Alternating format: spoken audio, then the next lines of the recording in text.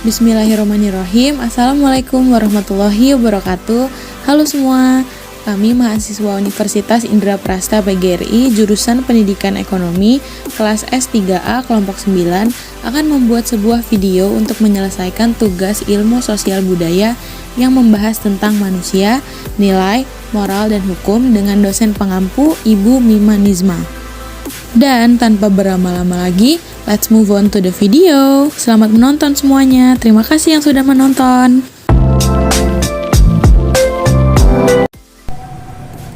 Assalamualaikum warahmatullahi wabarakatuh. Perkenalkan, nama saya Amalia Yuniar Mustafa, NPM 2020 145 00023. Hai semua, perkenalkan saya Renadia Bunga Kinasih dengan NPM 202014500029. Assalamualaikum warahmatullahi wabarakatuh. Saya Solin Firdaus dengan nomor NPM 202114570011.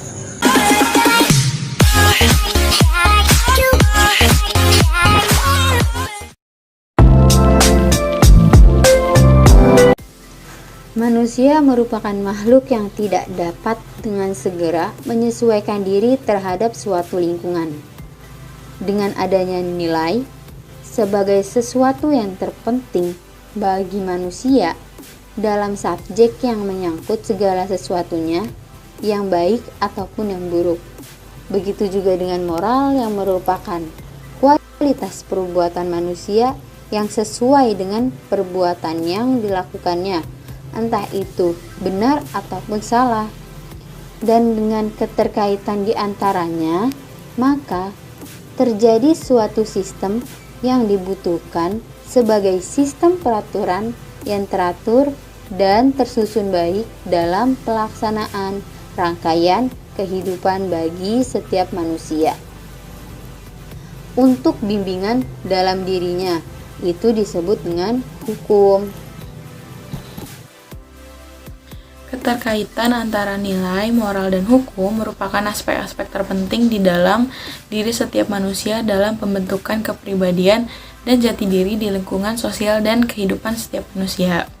Selain itu, nilai, moral, dan hukum menjadi aspek terpenting dalam masyarakat sebagai sebuah perangkat untuk mengontrol setiap permasalahan dalam pelaksanaannya, yang menimbulkan terjadinya masalah pelanggaran yang terjadi di dalam kehidupan bermasyarakat dan bernegara.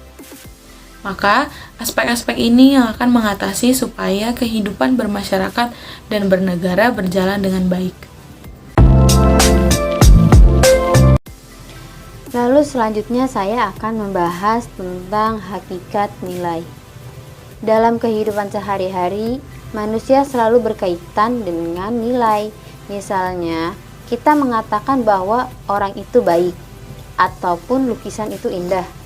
Berarti kita sedang melakukan penilaian terhadap suatu objek, yang mana manusia memberikan nilai pada sesuatu yang bisa dikatakan adil, baik, indah, cantik, anggun, dan sebagainya.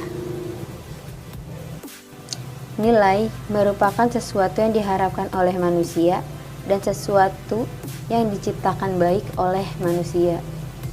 Nilai juga dijadikan dorongan bagi manusia untuk melakukan tindakan agar harapan itu terwujud dalam kehidupannya.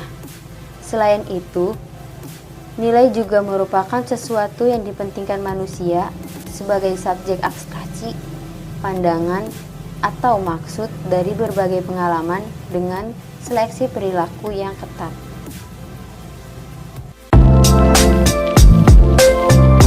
Menurut Kamus Bahasa Indonesia, istilah moral berarti ajaran terkait baik dan buruknya yang dapat diterima secara luas atau umum berkaitan dengan perbuatan, sikap, kewajiban, akhlak, budi pekerti, kondisi mental yang membuat orang tetap berani, bersemangat, bergairah, berdisiplin, isi hati, atau keadaan perasaan yang mendorong suatu perbuatan. Menurut Lee, kata moral berasal dari bahasa Latin, yaitu mores, yang berarti tata cara dalam kehidupan atau adat istiadat.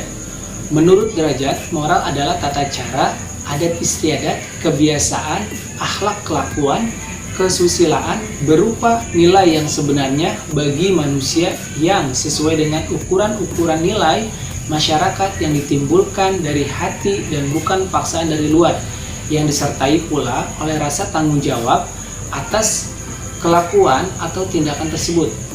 Sedangkan menurut Maria G. Wharton, pengertian moral adalah suatu yang berhubungan dengan kemampuan dalam menentukan benar atau salah serta baik atau buruknya suatu perilaku pada diri sendiri. Moral berkaitan dengan kemampuan untuk membedakan antara perbuatan yang benar dan yang salah. Dari dasar pengertian tersebut dapat dikatakan bahwa moral adalah kebiasaan berbuat baik dalam tindakannya. Menurut Muhammad, bahwa nilai moral adalah nilai atau hasil perbuatan yang baik. Dengan demikian, moral merupakan kendali dalam tingkah laku. Moralitas mempunyai arti yang pada dasarnya sama dengan moral, tetapi kata moralitas mengandung makna segala hal yang berkaitan dengan moral. Moralitas adalah sistem nilai tentang bagaimana seseorang seharusnya hidup secara baik sebagaimana manusia. Moralitas ini terkandung dalam aturan hidup bermasyarakat dalam bentuk petua, wejangan, nasihat, peraturan, pemerintah, dan semacam yang diwariskan secara turun-temurun melalui agama atau kebudayaan tertentu. Jika sebaliknya yang terjadi, maka pribadi itu dianggap tidak bermoral. Nah, yang pertama, hakikat hukum. Hukum adalah suatu aturan atau ukuran perbuatan-perbuatan dan menjuruskan perbuatan-perbuatan tersebut ke arah tujuan masing-masing yang sebenarnya. Dalam keharusan hukum terbagi menjadi dua bagian, antara lain, yang pertama itu ada hukum fisik. Hukum fisik adalah dapat membedakan keharusan suatu fisik dan mengarahkan makhluk yang tidak merdeka dengan gerakan seragam ke arah tujuan mereka melalui keniscayaan batin kodrat mereka. Yang kedua ada hukum moral. Hukum moral adalah dapat membedakan keharusan suatu moral dan mengarahkan makhluk-makhluk yang merdeka dengan perbuatan yang mengarahkan tujuan akhir mereka dengan cara membebankan kewajiban pada kehendak mereka yang merdeka. Hukum adalah sistem yang terpenting dalam pelaksanaan atas rangkaian kekuasaan kelembagaan dari bentuk penyalahgunaan kekuasaan dalam bidang politik, ekonomi, dan masyarakat dalam berbagai cara dan bertindak sebagai perantara utama dalam hubungan sosial antara masyarakat terhadap kriminalisasi dalam hukum pidana yang berupayakan cara negara dapat menuntut pelaku dalam konstitusi hukum, menyediakan kerangka kerja bagi penciptaan hukum, perlindungan hak asasi manusia, dan memperluas kekuasaan politik serta cara perwakilan di mana mereka yang akan dipilih. Hakikat hukum mencakup seluruh sistem hukum yang merupakan suatu kegiatan untuk melaksanakan dan menerapkan hukum yang berkeadilan serta melakukan tindakan hukum terhadap setiap pelanggaran atau penyimpangan hukum yang dilakukan oleh subjek hukum baik melalui prosedur peradilan ataupun melalui prosedur di luar peradilan. Selanjutnya adalah fungsi nilai. Fungsi nilai merupakan sesuatu yang dianggap bernilai apabila memiliki nilai menyenangkan, berguna, memuaskan, menguntungkan, dan menarik, serta keyakinan. Yang artinya itu, sesuatu dapat dikatakan bernilai bila dapat menyenangkan bagi manusia, berguna bagi manusia, dapat memuaskan manusia, menarik bagi manusia, dan menimbulkan keyakinan bagi manusia terhadap nilai dari sesuatu barang ataupun produk. Menurut Rockets dan Budi Juliardi, nilai itu sendiri berfungsi sebagai berikut. Fungsi nilai sebagai standar. Fungsi nilai sebagai standar ini meliputi yang pertama, bimbingan individu dalam mengambil posisi tertentu dalam isu sosial tertentu dan mengevaluasinya. Maksudnya yaitu apa pendapat seseorang tentang suatu topik tertentu dan bagaimanakah ia mengevaluasi topik tersebut agar dapat menggambarkan nilai-nilai dari topik tersebut. Yang kedua, mempengaruhi individu untuk lebih menyukai ideologi politik dibandingkan ideologi politik yang lainnya. Jadi hanya satu ideologi politik tertentu dibandingkan yang lainnya. Yang ketiga, mengarahkan cara menampilkan diri pada orang lain. Yang keempat, mengevaluasi dan membuat keputusan. Yang terakhir, mengarahkan tampilan tingkah laku, membujuk, mempengaruhi orang lain, memberitahu individu akan keyakinan, sikap, nilai, dan tingkah laku individu yang lain berbeda yang bisa diproses dan dibantah, serta bisa dipengaruhi dan diubah pola pikirnya. Selanjutnya ada fungsi nilai sebagai rencana umum dalam memecahkan konflik dan pengambilan keputusan. Dalam situasi tertentu, secara tipikal akan mengaktifasi beberapa nilai dalam sistem nilai individu. Pada umumnya, nilai-nilai yang teraktivasi adalah nilai-nilai yang dominan pada individu-individu yang bersangkutan. Fungsi sebagai kunci motivasi ada fungsi langsung dan fungsi tidak langsung. Fungsi langsung dari nilai ini mengarahkan tingkah laku individu dalam situasi sehari-hari. Sedangkan fungsi tidak langsungnya untuk mengekspresikan kebutuhan dasar sehingga nilai dapat dikatakan memiliki fungsi motivasi. Nilai dapat memotivasi individu untuk melakukan suatu tindakan tertentu, memberikan arah dan intensitas emosional tertentu terhadap tingkah laku individu. Dan hal ini didasari oleh teori yang menyatakan bahwa nilai juga merepresentasikan suatu kebutuhan, termasuk secara biologis, dan keinginan selain tuntutan sosial. Makna dari nilai itu penting bagi manusia. Mengapa nilai itu dipandang dapat mendorong manusia? Karena suatu nilai apabila sudah melekat di dalam diri seseorang, maka nilai itu akan dijadikan sebagai pedoman atau petunjuk di dalam tingkah laku manusia. Nah, hal ini dapat dilihat dalam kehidupan sehari-hari. Misalnya budaya gotong royong, terus budaya malas dan lain-lainnya. Jadi, secara universal, nilai itu merupakan pendorong bagi manusia atau seseorang dalam mencapai tujuan tertentu.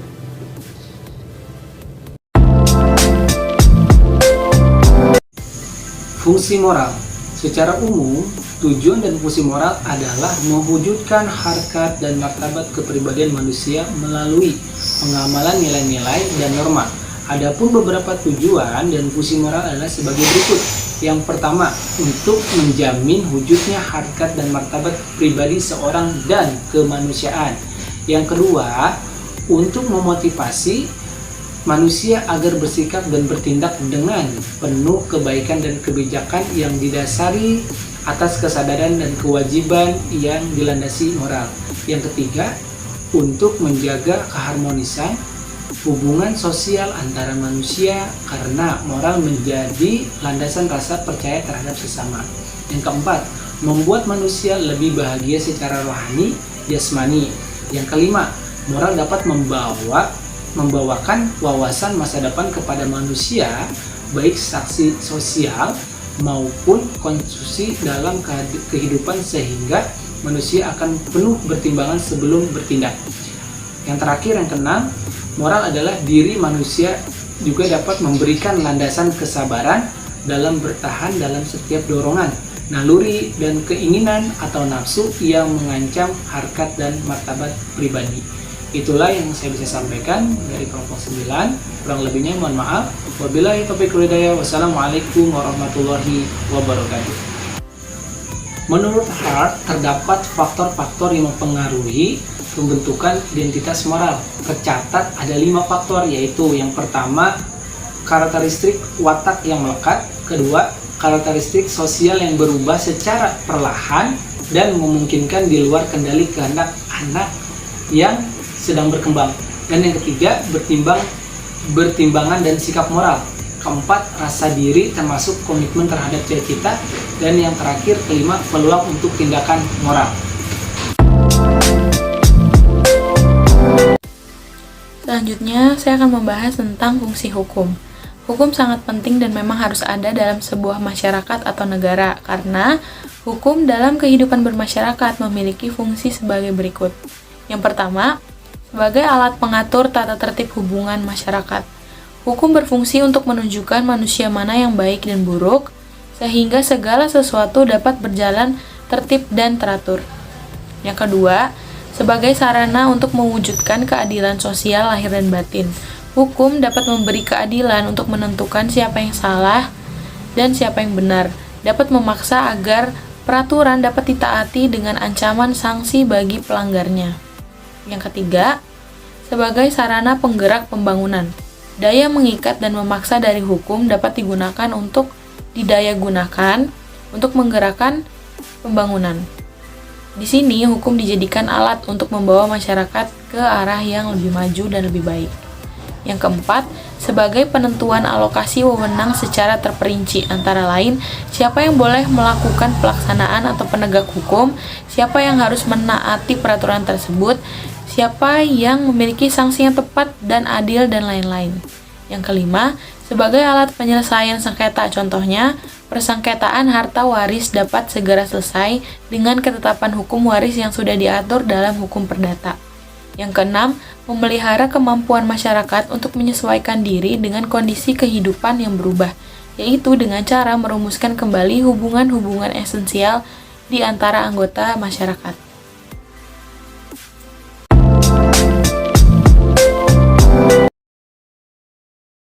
Jadi kesimpulannya adalah manusia, nilai, moral, dan hukum merupakan sesuatu yang tidak dapat dipisahkan dalam berkehidupan. Masalah-masalah serius yang dihadapi bangsa Indonesia berkaitan dengan nilai, moral, dan hukum, antara lain mengenai kejujuran, keadilan, dan perbuatan negatif lainnya. Sehingga perlu dikedepankan pendidikan agama dan moral, karena dengan adanya panutan, nilai, bimbingan, dan moral dalam diri manusia akan sangat menentukan kepribadian individu atau jati diri manusia, lingkungan sosial, dan kehidupan setiap insan. Nah, intinya, kehidupan bermasyarakat dan bernegara akan menjadi lebih baik jika nilai, moral, dan hukum dilaksanakan dengan baik pula. Karena 3 hal tadi saling berkesinambungan dan saling menopang satu sama lain di kehidupan sehari-hari. Hai semua, terima kasih udah menonton video ini sampai habis. Maaf jika ada salah dan kurang dalam penyampaian di kelompok kami. Kurang lebihnya mohon maaf. Wassalamualaikum warahmatullahi wabarakatuh. Have a nice day everyone. See you in another